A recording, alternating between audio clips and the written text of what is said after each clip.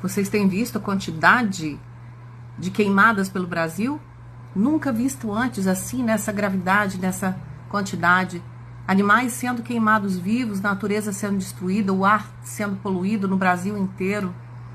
Por que será que isso tudo está acontecendo com tanta intensidade como nunca aconteceu antes? Já pararam para pensar? Por quê? Por que pessoas colocam fogo na natureza? A mando de quem? Por quê? Com qual intuito? Confisco de terras queimadas. Dá detalhes pra gente, Clarissa.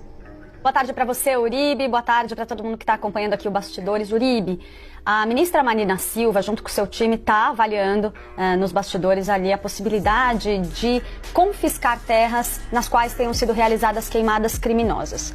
Eu fui tentar entender um pouco melhor em que pé que está essa situação e, principalmente, qual que é o grau de viabilidade dessa proposta, né? Conversando ali com alguns juristas, alguns deles inclusive ligados ao governo federal, eu pude chegar à seguinte conclusão. A gente tem legislações que permitem o confisco de terras na prática de crimes, usadas na prática de crimes, como, por exemplo, tráfico de drogas ou então trabalho análogo à escravidão.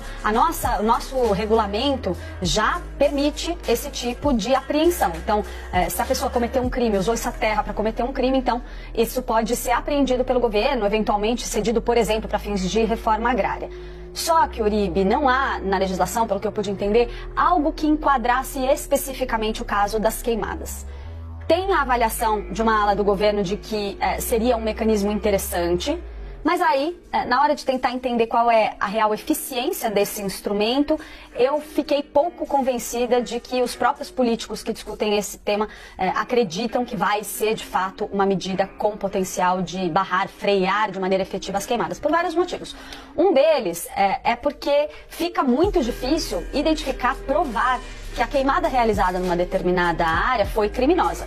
Não dá para você saber direito, por exemplo, se foi alguém que estava lá fazendo um fogareirinho para esquentar alguma coisa, perdeu o controle da coisa e aquilo se alastrou, justifica uma pessoa perder a terra por causa disso? Não tem como você provar isso com tanta facilidade. Quando a gente tem queimadas criminosas, a gente tem todo um sistema de satélites, né, no governo brasileiro que permite monitorar a incidência desse tipo de evento.